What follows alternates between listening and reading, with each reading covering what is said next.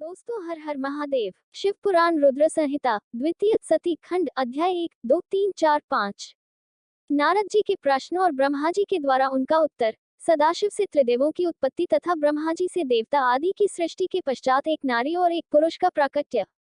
नारद जी बोले, महाभाग महाप्रभो, विधातः आपके मुखारविंद से मंगलकारिणी शंभु कथा सुनते सुनते मेरा जी नहीं भर रहा है। अतः भगवान शिव का सारा शुभ चरित्र मुझसे कहिए। संपूर्ण विश्व की सृष्टि करने वाले ब्रह्मदेव, मैं सती की कीर्ति से युक्त शिव का दिव्य चरित्र सुनना चाहता हूँ। शोभाशालिनी सती किस प्रकार दक्ष पत्नी के गर्भ से उत्पन्न हुई। महादेव जी ने विवाह का विचार कैसे किया। पूर्व काल में दक्ष के प्रति रोष होने के कारण सती ने अपने शरीर का त्याग कैसे किया। चेतनाकाश को प्राप्त होकर वे फिर हिमालय की कन्या कैसे हुई। पार्वती ने किस प्रकार उग्र तपस्या की और कैसे उनका विवाह हुआ। कामदेव का नाश करने वाले भगवान शंकर के आधे शरीर में वे किस प्रकार स्थान पा सकी। महामते, इन सब बातों को आप विस्तार पूर्वक कहिए। आपके समान दूसरा कोई संशय का निवारण करने वाला न है, न होगा। ब्रह्मा जी ने कहा, मुने, देवी सती और भगवान शिव का शुभ यश परम पावन, दिव्य तथा गोपनीय से भी अत्यंत गोपनीय है। तुम वह सब मुझसे सुनो। पूर्व काल में भगवान शिव निर्गुण, निर्विकल्प, निराकार, शक्ति रहित, चिन्मय तथा सत और असत से विलक्षण स्वरूप में प्रतिष्ठित थे। फिर वे ही प्रभु सगुण और शक्तिमान होकर विशिष्ट रूप धारण करके स्थित हुए। उनके साथ भगवती उमा विराजमान थी। विप्रवर, वे भगवान शिव दिव्य आकृति से सुशोभित हो रहे थे। उनके मन में कोई विकार नहीं था। वे अपने परात्पर स्वरूप में प्रतिष्ठित थे। मुनिश्रेष्ठ, उनके बाएं अंग से भगवान विष्णु, दाएं अंग से मैं ब्रह्मा और मध्य अंग अर्थात हृदय से रुद्रदेव प्रकट हुए। मैं ब्रह्मा सृष्टि करता हुआ, भगवान विष्णु जगत का पालन करने लगे और स्वयं रुद्र ने संहार का कार्य संभाला। इस प्रकार भगवान सदाशिव स्वयं ही 3 रूप धारण करके स्थित हुए। उन्हीं की आराधना करके मुझ लोक पितामह ब्रह्मा ने देवता, असुर और मनुष्य आदि संपूर्ण जीवों की सृष्टि की। दक्ष आदि प्रजापतियों और देव शिरोमणियों की सृष्टि करके मैं बहुत प्रसन्न हुआ तथा अपने को सबसे अधिक ऊंचा मानने लगा। मुने, जब मरीचि, अत्रि, पुलह, पुलस्त्य, अंगिरा, क्रतु, वशिष्ठ, नारद, दक्ष और भृगु इन महान प्रभावशाली मानस पुत्रों को मैंने उत्पन्न किया, तब मेरे हृदय से अत्यंत मनोहर रूप वाली एक सुंदरी नारी उत्पन्न हुई, जिसका नाम संध्या था। वह दिन में क्षीण हो जाती, परंतु सायंकाल में उसका रूप सौंदर्य खिल उठता था। वह मूर्तिमती सायं संध्या ही थी और निरंतर किसी मंत्र का जप करती रहती थी। सुंदर भाव वाली वह नारी सौंदर्य की चरम सीमा को पहुंची हुई थी और मुनियों के भी मन को मोहे लेती थी। इसी तरह मेरे मन से एक मनोहर पुरुष भी प्रकट हुआ, जो अत्यंत अद्भुत था। उसके शरीर का मध्य भाग कटि प्रदेश पतला था। दांतों की पंक्तियां बड़ी सुंदर थीं। उसके अंगों से मतवाले हाथी की सी गंध प्रकट होती थी। नेत्र प्रफुल्ल कमल के समान शोभा पाते थे। अंगों में केसर लगा था, जिसकी सुगंध नासिका को तृप्त कर रही थी। उस पुरुष को देखकर दक्ष आदि मेरे सभी पुत्र अत्यंत उत्सुक हो उठे। उनके मन में विस्मय भर गया था। जगत की सृष्टि करने वाले मुझ जगदीश्वर ब्रह्मा की ओर देखकर उस पुरुष ने विनय से गर्दन झुका दी और मुझे प्रणाम करके कहा। वह पुरुष बोला, प्रमन, मैं कौन सा कार्य करूंगा। मेरे योग्य जो काम हो उसमें मुझे लगाइए, क्योंकि विधाता आज आप ही सबसे अधिक माननीय और योग्य पुरुष हैं। यह लोक आपसे ही शोभित हो रहा है। ब्रह्मा जी ने कहा, भद्र पुरुष, तुम अपने इसी स्वरूप से तथा फूल के बने हुए 5 बाणों से स्त्रियों और पुरुषों को मोहित करते हुए सृष्टि के सनातन कार्य को चलाओ। इस चराचर त्रिभुवन में ये देवता आदि कोई भी जीव तुम्हारा तिरस्कार करने में समर्थ नहीं होंगे। तुम छिपे रूप से प्राणियों के हृदय में प्रवेश करके सदा स्वयं उनके सुख का हेतु बनकर सृष्टि का सनातन कार्य चालू रखो। समस्त प्राणियों का जो मन है, वह तुम्हारे पुष्प में बाण का सदा अनायास ही अद्भुत लक्ष्य बन जाएगा और तुम निरंतर उन्हें मदमत किए रहोगे। यह मैंने तुम्हारा कर्म बताया है। जो सृष्टि का प्रवर्तक होगा और तुम्हारे ठीक ठीक नाम क्या होंगे, इस बात को मेरे ये पुत्र बताएंगे।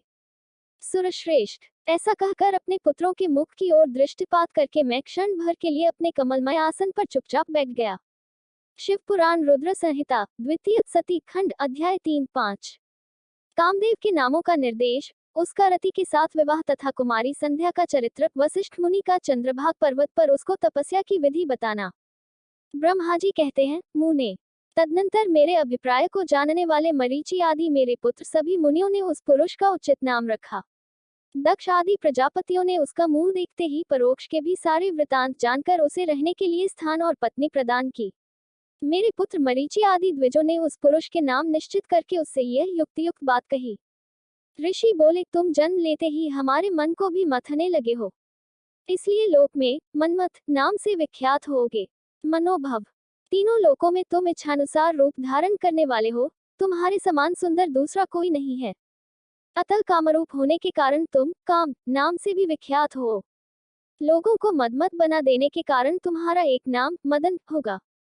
तुम बड़े दर्प से उत्पन्न हुए हो, इसलिए दर्पक कहलाओगे, और सदर्प होने के कारण ही जगत में कंदर्प नाम से भी तुम्हारी ख्याति होगी। समस्त देवताओं का सम्मिलित बल पराक्रम भी तुम्हारे समान नहीं होगा, अतः सभी स्थानों पर तुम्हारा अधिकार होगा और तुम सर्वव्यापी होगे। जो आदि प्रजापति हैं, वे ही ये पुरुषों में श्रेष्ठ दक्ष तुम्हारी इच्छा के अनुरूप पत्नी स्वयं देंगे।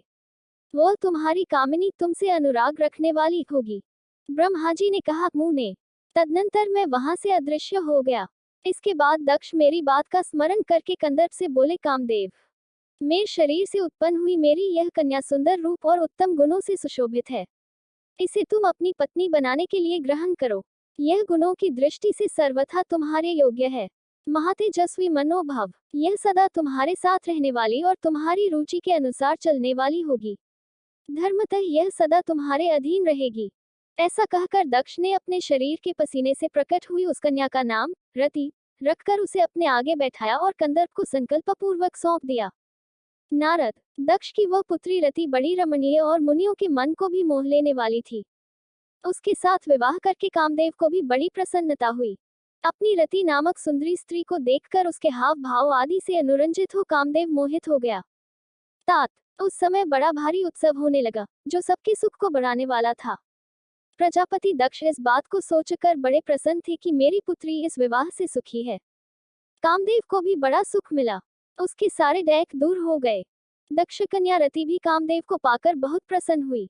जैसे संध्या काल में मनोहारिणी विद्युन्माला के साथ मेघ शोभा पाता है, उसी प्रकार रति के साथ प्रिय वचन बोलने वाला कामदेव बड़ी शोभा पा रहा था। इस प्रकार रति के प्रति भारी मोह से युक्त रतिपति कामदेव ने उसे उसी तरह अपने हृदय के सिंहासन पर बिठाया, जैसे योगी पुरुष योग विद्या को हृदय में धारण करता है। इसी प्रकार पूर्ण चंद्रमुखी रति भी उस श्रेष्ठ पति को पाकर उसी तरह सुशोभित हुई, जैसे श्रीहरि को पाकर पूर्ण चंद्राना लक्ष्मी शोभा पाती हैं। सूची कहते हैं, ब्रह्मा जी का यह कथन सुनकर मुनि श्रेष्ठ नारद मन ही मन बड़े प्रसन्न हुए और भगवान शंकर का स्मरण करके हर्षपूर्वक बोले, महाभाग विष्णु शिष्य महामते विधातः, आपने चंद्रमौली शिव की यह अद्भुत लीला कही है। अब मैं यह जानना चाहता हूँ कि विवाह के पश्चात जब कामदेव प्रसन्नतापूर्वक अपने स्थान को चला गया, दक्ष भी अपने घर को पधारे तथा आप और आपके मानस पुत्र भी अपने अपने धाम को चले गए, तब पितरों को उत्पन्न करने वाली ब्रह्म कुमारी संध्या कहाँ गई? उसने क्या किया और किस पुरुष के साथ उसका विवाह हुआ? संध्या का यह सब चरित्र विशेष रूप से बताइए। ब्रह्मा जी ने कहा, मुने, संध्या का वह सारा शुभ चरित्र सुनो, जिसे सुनकर समस्त कामिनियां सदा के लिए सती साध्वी हो सकती हैं। वह संध्या, जो पहले मेरी मानस पुत्री थी, तपस्या करके शरीर को त्याग कर मुनिश्रेष्ठ मेधातिथि की बुद्धिमती पुत्री होकर अरुंधति के नाम से विख्यात हुई। उत्तम व्रत का पालन करके उस देवी ने ब्रह्मा, विष्णु और महेश्वर के कहने से श्रेष्ठ व्रतधारी महात्मा वशिष्ठ को अपना पति चुना। वह सौम्य स्वरूप वाली देवी सबकी वंदनीय और पूजनीय श्रेष्ठ पतिव्रता के रूप में विख्यात हुई। नारद जी ने पूछा, भगवान, संध्या ने कैसे, किस लिए और कहाँ तप किया? किस प्रकार शरीर त्याग कर वह मेधातिथि की पुत्री हुई? ब्रह्मा, विष्णु और शिव इस तीनों देवताओं के बताए हुए श्रेष्ठ व्रतधारी महात्मा वशिष्ठ को उसने किस तरह अपना पति बनाया? पितामह, यह सब मैं विस्तार के साथ सुनना चाहता हूँ। अरुंधति के इस कौतूहलपूर्ण चरित्र का आप यथार्थ रूप से वर्णन कीजिए।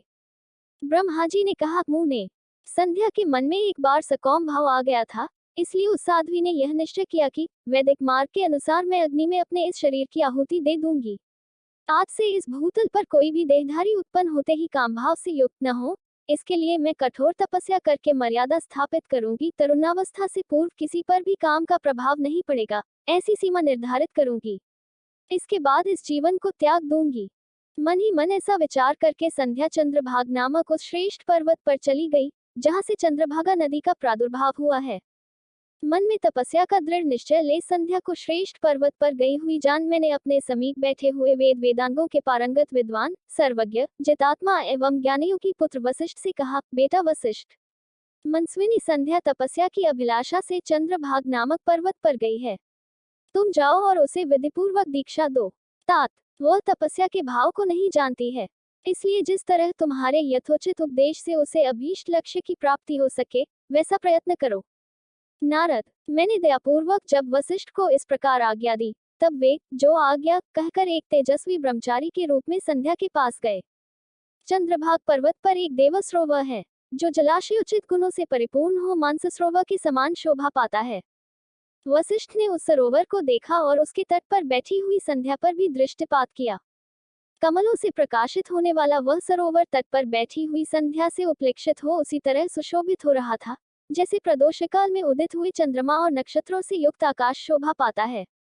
सुंदर भाव वाली संध्या को वहां बैठी देख मुनि ने कौतूहलपूर्वक उस बृहल्लोहित नाम वाले सरोवर को अच्छी तरह देखा। उसी प्रकार भूत पर्वत के शिखर से दक्षिण समुद्र की ओर जाती हुई चंद्रभागा नदी का भी उन्होंने दर्शन किया। जैसे गंगा हिमालय से निकलकर समुद्र की ओर जाती है, उसी प्रकार चंद्रभाग के पश्चिम शिखर का भेदन करके वह नदी समुद्र की ओर जा रही थी। उस चंद्रभाग पर्वत पर बृहल्लोहित सरोवर के किनारे बैठी हुई संध्या को देखकर वशिष्ठ जी ने आदरपूर्वक पूछा। वशिष्ठ जी बोले, भद्रे, तुम इस निर्जन पर्वत पर किस लिए आई हो, किसकी पुत्री हो और तुमने वहां क्या करने का विचार किया है? मैं यह सब सुनना चाहता हूँ। यदि छिपाने योग्य बात न हो तो बताओ। महात्मा वशिष्ठ की यह बात सुनकर संध्या ने उन महात्मा की ओर देखा। वे अपने तेज से प्रज्वलित अग्नि के समान प्रकाशित हो रहे थे। उन्हें देखकर ऐसा जान पड़ता था मानो ब्रह्मचर्य देह धारण करके आ गया हो। वे मस्तक पर जटा धारण किए बड़ी शोभा पा रहे थे। संध्या ने उन तपोधन को आदरपूर्वक प्रणाम करके कहा। संध्या बोली, प्रमन, मैं ब्रह्मा जी की पुत्री हूँ। मेरा नाम संध्या है और मैं तपस्या करने के लिए इस निर्जन पर्वत पर आई हूँ। यदि मुझे उपदेश देना आपको उचित जान पड़े तो आप मुझे तपस्या की विधि बताइए। मैं यही करना चाहती हूँ, दूसरी कोई भी गोपनीय बात नहीं है। मैं तपस्या के भाव को, उसके करने के नियम को बिना जाने ही तपोवन में आ गई हूँ, इसलिए चिंता से सूखी जा रही हूँ और मेरा हृदय कांपता है। संध्या की बात सुनकर ब्रह्मवेताओं में श्रेष्ठ वशिष्ठ जी ने, जो स्वयं सारे कार्यों के ज्ञाता थे, उससे दूसरी कोई बात नहीं पूछी। वह मन ही मन तपस्या का निश्चय कर चुकी थी और उसके लिए अत्यंत उद्यमशील थी। उस समय वशिष्ठ ने मन से भक्तवत्सल भगवान शंकर का स्मरण करके इस प्रकार कहा। वशिष्ठ जी बोले, शुभान ने, जो सबसे महान और उत्कृष्ट तेज हैं, जो उत्तम और महान तप है तथा जो सबके परमाराध्य परमात्मा है, उन भगवान शंभु को तुम हृदय में धारण करो। जो अकेले ही धर्म, अर्थ, काम और मोक्ष के आदि कारण हैं, उन त्रिलोकी के आदिस्रष्टा अद्वितीय पुरुषोत्तम शिव का भजन करो। आगे बताए जाने वाले मंत्र से देवेश्वर शंभु की आराधना करो, उससे तुम्हें सब कुछ मिल जाएगा, इसमें संशय नहीं है। ओम नमः शंकराय ओम, इस मंत्र का निरंतर जप करते हुए मौन तपस्या आरंभ करो और जो मैं नियम बताता हूँ उन्हें सुनो। तुम्हें मौन रहकर ही स्नान करना होगा, मौनालंबन पूर्वक ही महादेव जी की पूजा करनी होगी। प्रथम 2 बार छठे समय में तुम केवल जल का पूर्ण आहार कर सकती हो। जब तीसरी बार छठा समझ आए तब केवल उपवास किया करो। इस तरह तपस्या की समाप्ति तक छठे काल में जलाहार एवं उपवास की क्रिया होती रहेगी। देवी, इस प्रकार की जाने वाली मौन तपस्या ब्रह्मचर्य का फल देने वाली तथा संपूर्ण अभीष्ट मनोरथों को पूर्ण करने वाली होती है। यह सत्य है, इसमें संशय नहीं है। अपने चित्त में ऐसा शुभ उद्देश्य लेकर इच्छानुसार शंकर जी का चिंतन करो, वे प्रसन्न होने पर तुम्हें अवश्य ही अभीष्ट फल प्रदान करेंगे। इस तरह संध्या को तपस्या करने की विधि का उपदेश दे मुनि व वशिष्ठ यथोचित रूप से उससे विदा ले वही अंतर्धान हो गए। दोस्तों, अगली वीडियो देखने के लिए आप चैनल सब्सक्राइब जरूर करें और लाइक करें, कमेंट करें। हर हर महादेव। दोस्तों, हर हर महादेव।